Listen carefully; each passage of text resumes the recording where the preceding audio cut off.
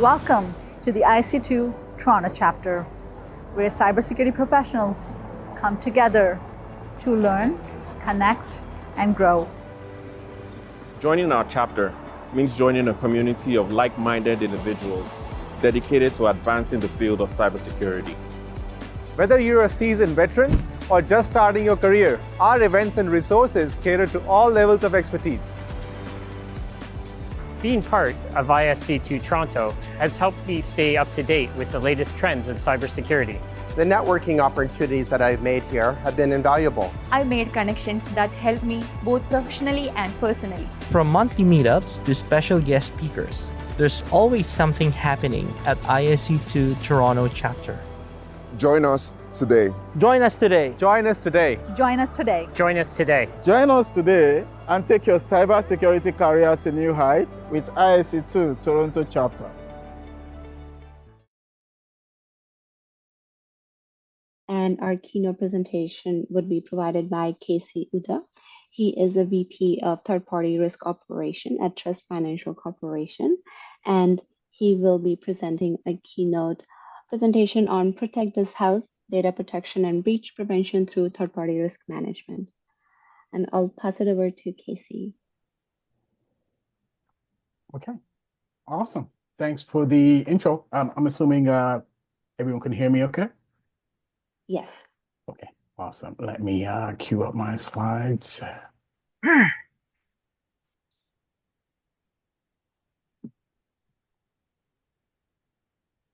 Okay, again, actually, let me do this differently.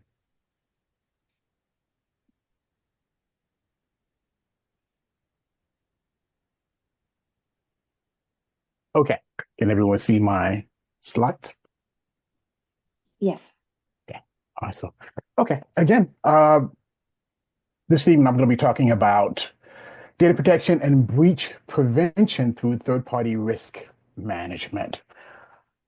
So we're going to go ahead and dive in. Again, I'm KC Udoh. I'm a VP of Third-Party Risk Operations at Truist Financial. I'm also a member of the Board of Trustees for the ISC2 Center for Cyber Safety and Education.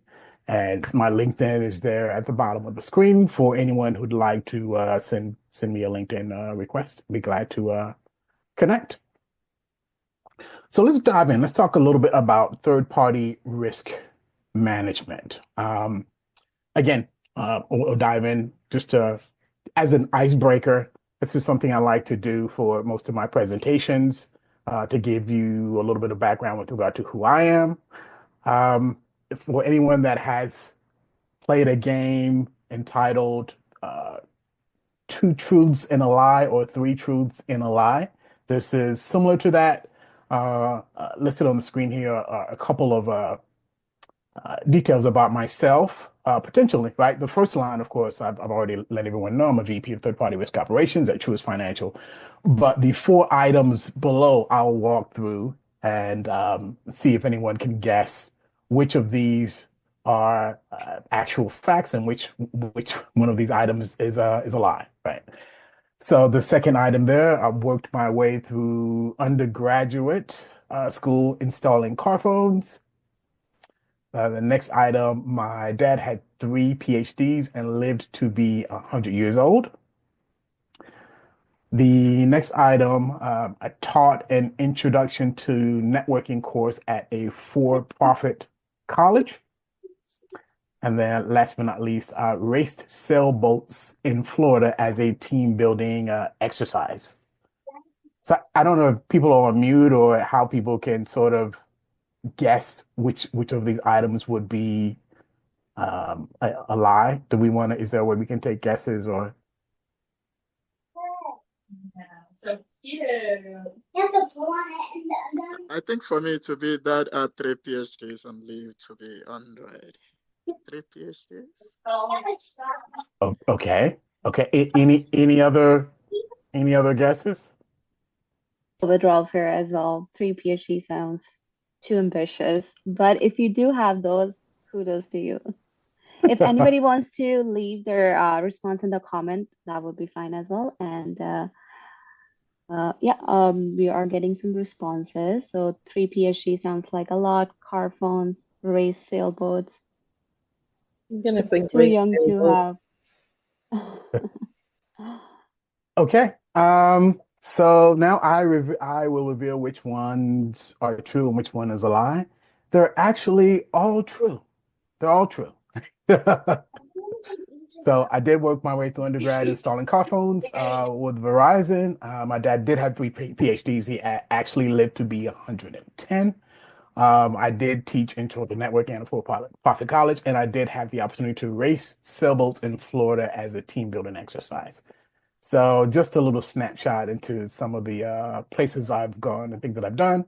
I have a timeline there at the bottom of the screen that shows just some of the organizations that I've been involved with, things that I've done. Starting at the left from Verizon, I have two degrees from North Carolina State University. Spent a chunk of my career at Cisco in a variety of roles. Then I'm also, as I mentioned earlier, I'm on the Board of Trustees with the ISC2 Center for Cyber Safety and Education. Been involved with ISC2 for over 10 years now. Spent some time at Dell SecureWorks. Did Big Four consulting at Deloitte for about 2 years and spent about the last 4 years or so here at Truist Financial. That's just a little bit about me. So, okay. So we'll dive in. Here's the agenda. I'm halfway through the intro, so that's great. And we'll dive into third-party risk explained. So I give a little bit of background on third-party risk and why it's important. Next, I'll cover some lessons learned from some major third-party breaches. Next, we'll talk about key strategies for data protection and breach prevention. And last but not least, we'll close and do some Q&A. So before we dive into third-party risk is something that results from the desire or need to outsource. So if you would think of yourself as a business owner and you build widgets and you're good at building widgets, right? So you want to design widgets, you want to manufacture widgets, you want to service your widgets. That's what you want to focus on. So all the other activities that you're not good at, that aren't your core competencies, you want to outsource those, right?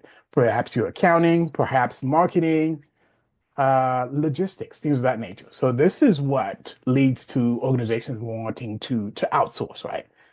Here we have listed some advantages of outsourcing. I already mentioned an organization being able to focus on their core competencies, access to specialized expertise. If you want to bring in someone that is an expert in marketing, they can focus on marketing. You can, again, focus on building that widget, scalability, flexibility, cost efficiency, et cetera, et cetera. So those advantages of outsourcing, but there are also disadvantages to outsourcing, such as loss of control. That task, that item that you have outsourced, you lose control over that process because, again, you're giving that to another party to perform, right? Quality and security concerns, limited flexibility with regard to that process that you've outsourced, communication barriers, and also you develop a certain dependency on that outsourcing partner to perform what you have contracted them to perform, right? So it's interesting as we look at the disadvantages on the right. It's interesting how all of these disadvantages could create or introduce a certain level of cyber risk, right?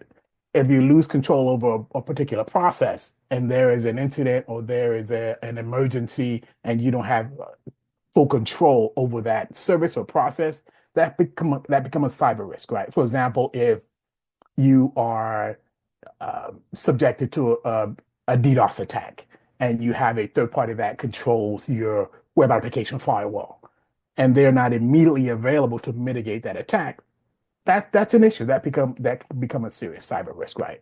Quality concerns, limited flexibility, et cetera, et cetera. It's interesting how all these disadvantages could potentially become cyber risks, right? So let's dig into third-party risk a little more, right? So as a definition, third-party risk is the potential risk an organization can face when outsourcing services, software, or data access to external vendors, to suppliers, or to just other entities. We already talked about the reasons why an organization may want to do this, but why does it matter? Because vendors, they often have access to critical systems and sensitive data. And a security weakness in a third party can become a direct risk to your organization. What I firmly believe and what I have seen across the industry is that when you leverage a third party vendor, you have to consider that vendor to be an extension of your organization. Because if you don't, you could have some serious issues, and we'll get into some of that information in the following slides. But again, you have to see that third-party vendor as an extension of your organization. Some of the most commonly outsourced services, I think we touched on this before: accounting, IT, marketing, customer service, logistics. These are all, they may not be core to your organization as you are developing and selling widgets, but there are services that are critical to your company, right? So these are just some statistics that I was able to dig up, and I just wanted to share with everyone. And some of these statistics should be eye-opening to perhaps to some of you, right? The average company is sharing confidential information with 583 third-party vendors. So let's just let that sink in a little bit. And you can imagine there are other organizations, larger organizations. Think about the Facebooks, the Googles, the Microsofts. I'm sure they have at least 5 times that many third-party vendors. So imagine having 1,500 vendors. All of those vendors, you consider them to be an extension of your organization. How do you manage that, right? So that's quite an undertaking, right? So the next bullet here, 98% of organizations have a relationship with a third party that has been breached. 98%. And that statistic, that comes from Security Scorecard. So let that sink in. 98% have already experienced breaches, right? The next bullet, 61% of companies experienced a third-party data breach or cybersecurity incident in 2023. 61%. And that's just in the year 2023.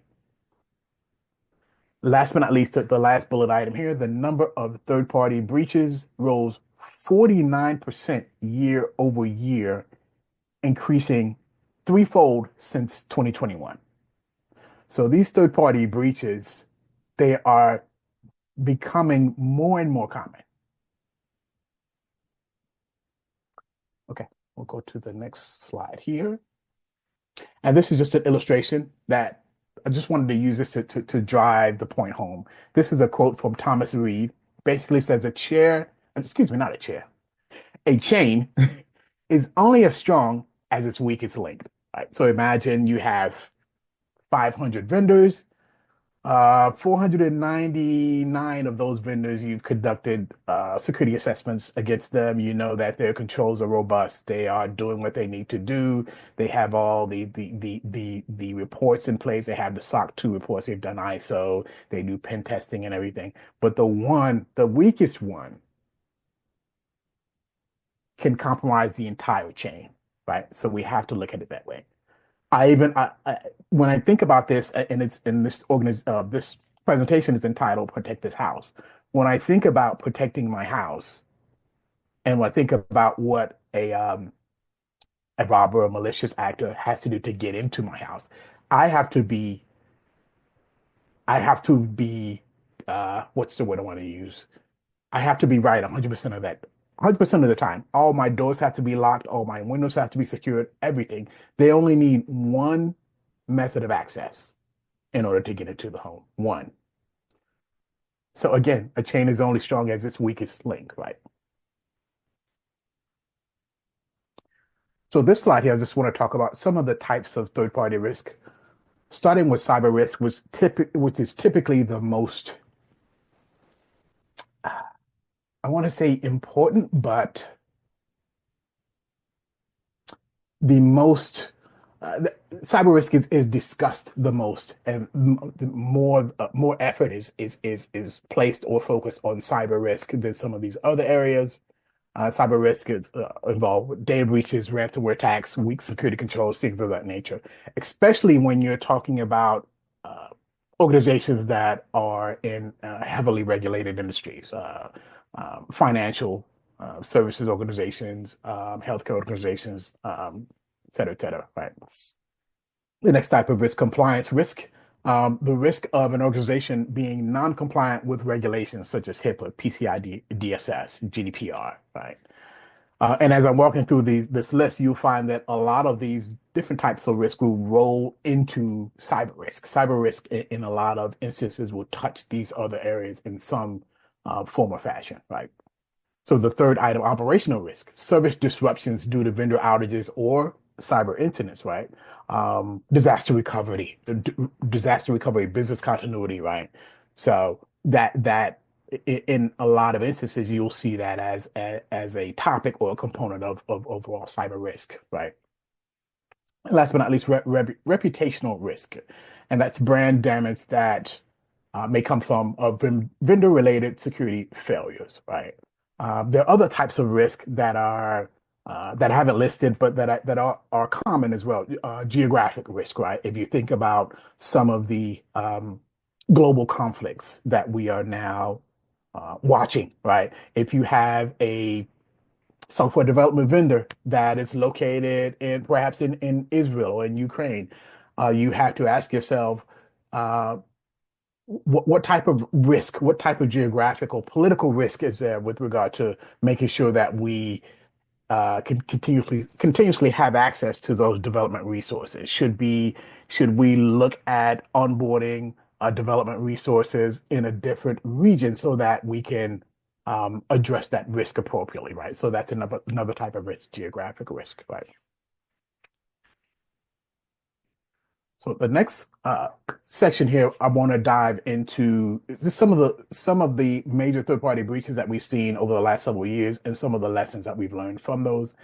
I'm sure you've heard over and over and again about SolarWinds and some of the other major breaches. I'm going to talk about some of the breaches that are not as heavily discussed, but they're still important because we can pull lessons from them, right? First and foremost, I want to touch on the 2024 Verizon Data Breach Report. There should be another report coming out in 2025. We'll be interested to see what that report contains. But in 2024, Verizon, they analyzed over 30,000 real-world security breaches, and they determined that over 15% of those breaches were involving third parties. Over 7,200 breaches in 2024 involved third parties. And that was a 68% increase from the previous year. So this statistic, these numbers are a little different from the numbers that I shared on a previous slide. But I think the common theme that we're seeing here is, regardless of what type of analysis Verizon is doing or Secure Frame or wherever I pull that other piece of that other data, we're continuing to see increases, right, in breaches overall, and also in breaches that involve third parties. So this is a very serious issue, right? So the first breach we'll talk about is the AT&T breach. This was in 2023. They were fined over $13 million for a third-party cloud breach. I'm not going to read all the text here because I like to review vendor security documents and look at get down into the weeds and read some of the details. One thing I wanted to highlight from this breach is the text that I've underlined down at the bottom. They had a contract with a third-party vendor, and the vendor had specific requirements for protecting and disposing of AT&T data, and they conducted multiple reviews and assessments over the years, and they claimed that they adhered to the data deletion policies. However, when the third party was breached, the data that was breached was AT&T data that should have been deleted years ago. And then the FCC concluded, and this is important, the FCC concluded that AT&T was ultimately responsible for the lapse. This is important because in a lot of instances, your organization may think that we're sharing this data with a third party. If they become breached, it's not our responsibility, it's their responsibility. But remember what I said before, we should consider our third parties to be extensions of our organizations. Because if there's a breach, if there's an investigation, the different FCC and other organizations, in many cases, will conclude that we are responsible ultimately, not the third party. So this is very important. So we'll go to the next slide here. And I have 30 minutes, right? Up to 6:30, is that correct? You can continue, Casey. Okay, perfect. So the next breach I'll talk about is the Dollar Tree breach. This was also in 2023. Dollar Tree supply chain attack could affect millions of people, right? Dollar Tree, which also owns Family Dollar, was hit by a supply chain cyber attack that put up to 2 million people's personal information at risk due to their service provider, Zeroed In Technologies, a data and technology consultancy which provided them with workforce analytical services. So security experts weighed in on the breach and they pointed out the dangers of supply chain attacks, and they said that Dollar Tree may have done everything perfectly. And this is what I've underlined in the text here. Dollar Tree may have done everything perfectly, but if one of their SaaS vendors has shortcomings in their security, it puts Dollar Tree at risk. So I hope this is driving the point home, right? We have to consider our third parties to be extensions of our organizations, because if there's a breach, we put ourselves at risk. Okay, so I have 2 more I'll share. On the left, American Express, and on the right, the U.S. Treasury Department, right? So on the left, a third-party breach leaked American Express customers' credit card data. This was this year, 2020. Oh, not this year. I'm behind the times, right? This is 2025. It was last year, 2024. So payment card services provider American Express notified card users and regulators of a third-party breach that exposed customer information. American Express learned that a merchant processor that it uses was a victim of a data breach. But look at the statement that I've underlined here. However, American Express stressed that its internal systems were not compromised during the third-party breach. The point here is that it does not matter whether their internal systems were compromised. The third party's systems were compromised, and that puts American Express at fault.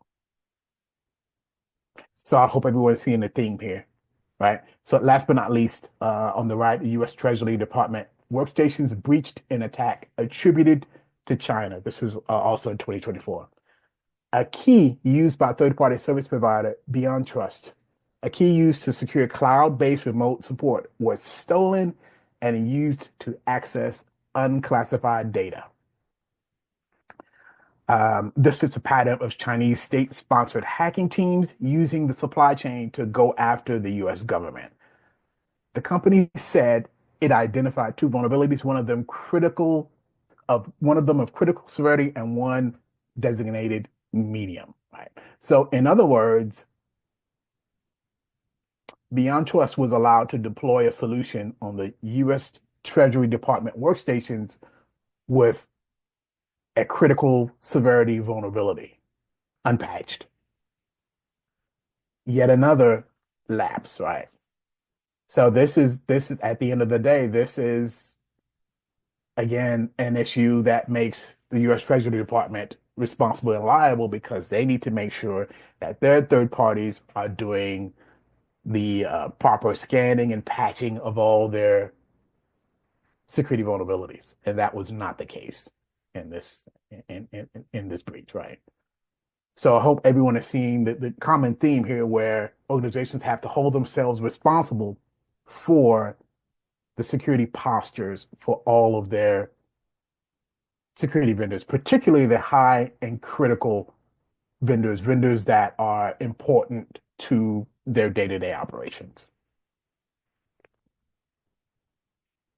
Okay, so the next section here, I'm going to go into just some of the key strategies that we can use through how we can leverage third-party risk management to protect our data and to, I hate using the word prevent, but we can always try, right? So we can to try to prevent breaches, right? So there is a third-party risk management lifecycle. This is basically the lifecycle that organizations should use to onboard, to manage, to monitor, and to offboard all of their third parties, right?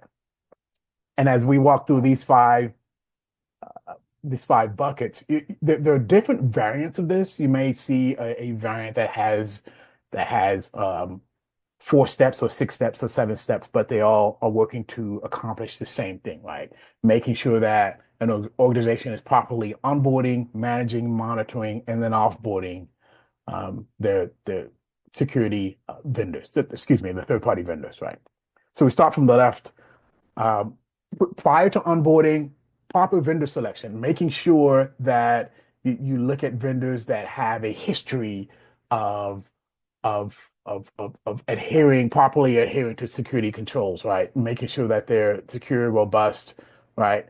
Tiering your vendors according to the quantities and types of data that you're going to share with them, right? And also creating inherent risk ratings for all of these the vendors that you're planning to use. So that's the first bucket. The second bucket is security due diligence, right?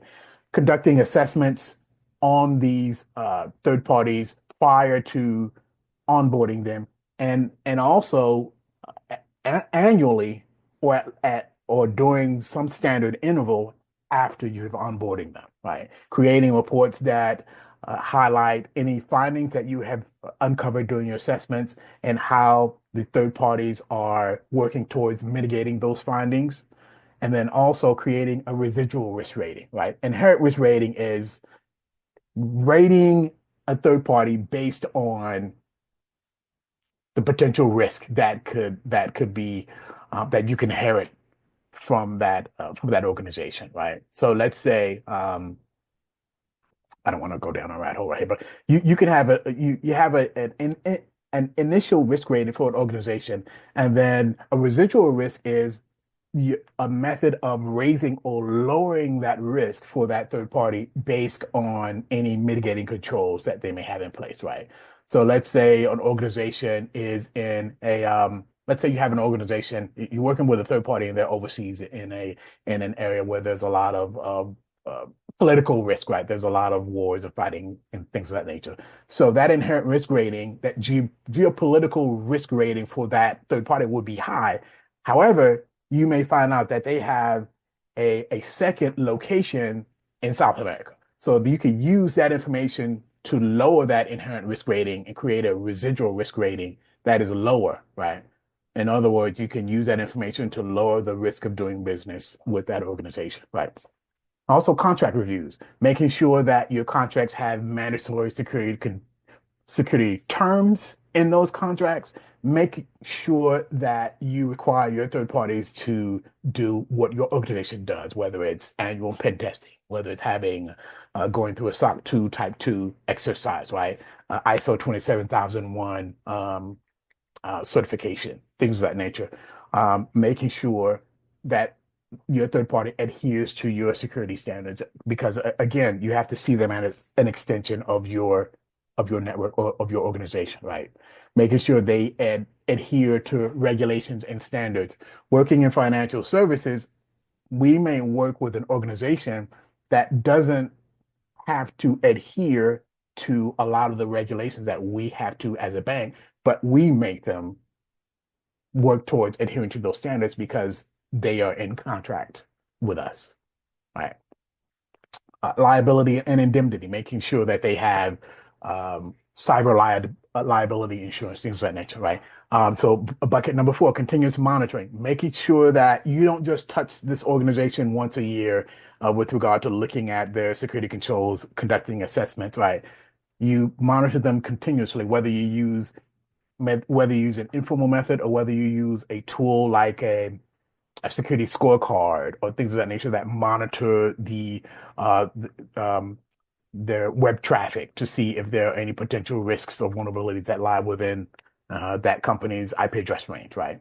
So you can do that type of monitoring. If there are any changes of scope with regard to the services that they provide you, monitoring that, adjusting your contracts accordingly, right?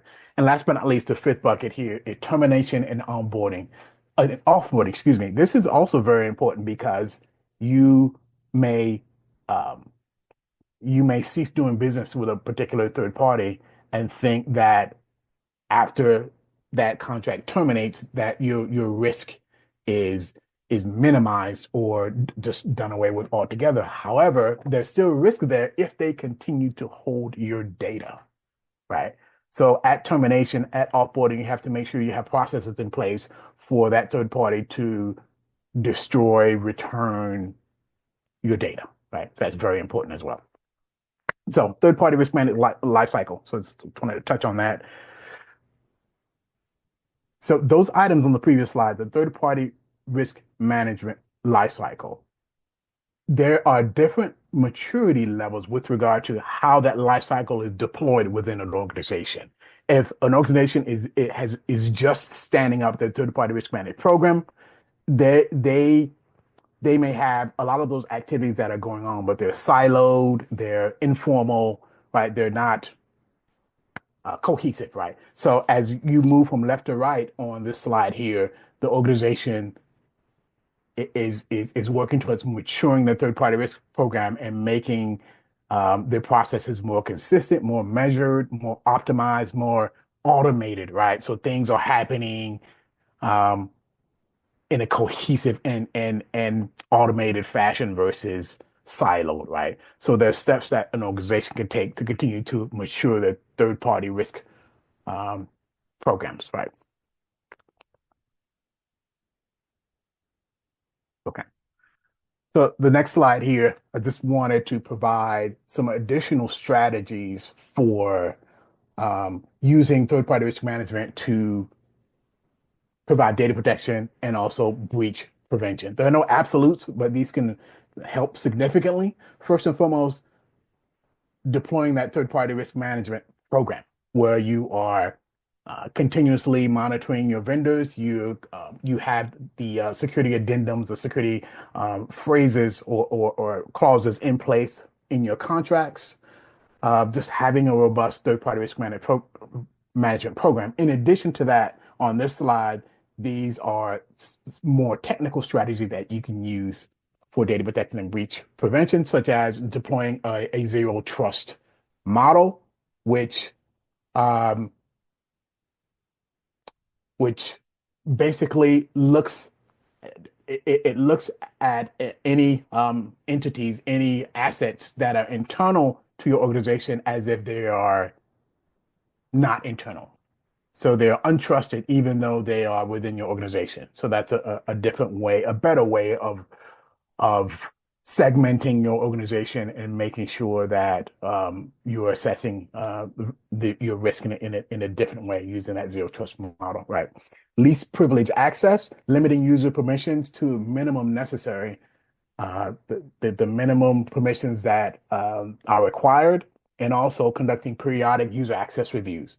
Granting and removing user access as needed. You would be surprised at how many breaches occur due to the fact that you may have an administrator that left the company months ago, but they still have access to your AWS S3 buckets, right? So making sure that when these individuals you leave the organization, you remove access, or whenever they roll off of that particular project into another project or into a different part of the organization, you adjust the user access properly, right? Encryption, I can't say this loudly enough. Encryption, encryption, encryption is important. Making sure you use strong encryption and also backing up your data, right? Between encryption and data backups, that I believe those two controls can help significantly with regard to specifically ransomware, helping you to be able to mitigate any risk associated with ransomware. Right? Vulnerability management, scanning your environment regularly, assessing any vulnerabilities, detecting those vulnerabilities, patching those vulnerabilities in a timely fashion. That's very, very important. And last but not least, awareness training, making sure that everyone is aware of the latest and greatest risks that are out there. This includes phishing, right? Conducting regular phishing training and phishing exercises. The attack methods they change rapidly, so we have to make sure that we educate our workforces and that we are staying up to date, right? So awareness training is critically important as well. There are other components, other technical strategies that we can leverage as well, but these are the ones that immediately came to mind. So I wanted to share these, right? So I think I'm over time, but that's basically my presentation.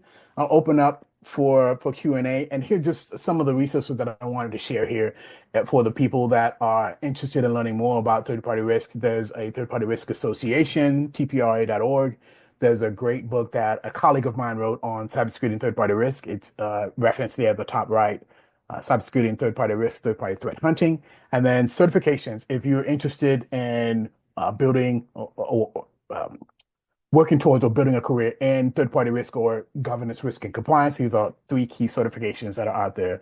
The first one, CGRC, which is offered by IC2, and then the two on the right, the CISA and the C-Risk, which are offered by ISACA. With that said, questions?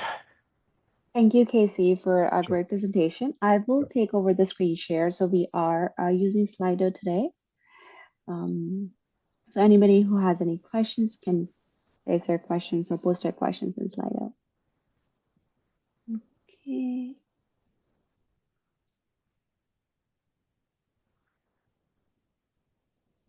Okay, so we do have 7 questions. I'll let you pick a question from the list. Should I stop? I'll stop sharing.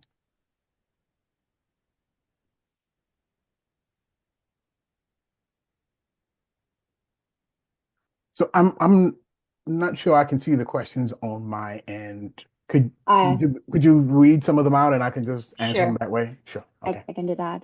So let's start with the first question. How can companies ensure that their due diligence in fast-moving SaaS adoption prevents breaches and it's not just a checkbox exercise? So that is that's a great question. What I have seen is that when you conduct checkbox assessments, anyone can check a box, right? You have to go further and require and review evidence that can support whatever box has been checked, right? So if your third-party vendor says that they conduct penetration testing once a year, so ask them to see the last 2 pen test reports, right? And ask to see what was discovered during the pen test and whether those issues, whether those vulnerabilities have been patched. And in most cases, if there are issues that are detected during the pen test, you have to bring that vendor in to retest to make sure that those issues have been resolved or mitigated, right? So you want to dig deeper instead of just looking at for that checkbox. You want to look at actual evidence and artifacts that support what's in that questionnaire or what's in that checklist, right? Thank you. Moving on to our next question. What is the importance of including SBOM and TPRM, and do you see it often included in the assessments? In most cases, I have not seen SBOM included in TPRM, and that's because of the area that I work in. If I were working more closely with software development organizations, I would imagine that would be something that I would see more frequently. Um, in most cases, what I see more frequently are uh, third-party vendors in the financial space, right? Payment processors, right? Your credit reporting agencies, things of that nature, right? But I would not object to including S-bombs within your TPRM program because it just raises the bar. Anything that you can do to raise the bar, it could only help, right? So. Thank you. We'll take a few more questions. When a third-party breach occurs, what immediate response action should organizations take, and how can they build resilience to minimize impact? So I'll start with the second part. What they can do to maintain resilience is making sure that you have a robust incident response program, making sure that you have um, backup, making sure that you have encryption in place, that you've encrypted your data, right? Making sure that you have adequate backups in place so that if you have a certain um, certain area, or certain data repository that you believe has been breached, you you know that you have a backup in another location that in most cases it should be secure, it should be safe, and that hasn't been breached, right? So just making sure that you have those controls in place, and then initially you have to, I think I touched on this already, making sure that you have um, your incident response staff in place to properly respond to the breach and properly notify the correct authorities and parties, right? So depending on what type of organization that you're working in, whether it's a heavily regulated organization, whether you're working healthcare or in the financial sector, you are required to notify different parties of your breach and within a certain time frame. So regardless of the depth or the scale of the breach, not notifying could cost you a lot of money, regardless of how bad the breach is, right? So having that initial response in place is also it's critical. So Thank you. Let's take one more question. In the light of MX and US Treasury breaches, are GDPR and PCI enough to hold third-party vendors accountable, or do we need stronger global policies? that's a good question. I I believe we do. I believe that we do need stronger global policies. I believe that most vendors, without policies, without rules, without regulations, I believe that most vendors will not do a good job of policing themselves, unfortunately. So I think the regulations, the rules, the policies, the laws are very helpful. Even as we acknowledge that in a lot of cases, those laws, those policies are a little behind. For example, with the current explosion in AI, right? We're seeing that we don't have the teeth, we don't have the laws, we don't have the regulations in place to properly, how should I say it? AI is advancing more rapidly than we are able to put laws and regulations in place to sort of manage it, right? So the rules and regulations are great, but they always seem to lag where the technology is. Thank you. We have 2 more minutes, so let's take one more question. Okay. What are the most overlooked third-party risks that lead to data breaches, and how can organizations proactively identify and mitigate them? Most overlooked, I would have to say cloud or SaaS or whatever term you want to apply to that area, right?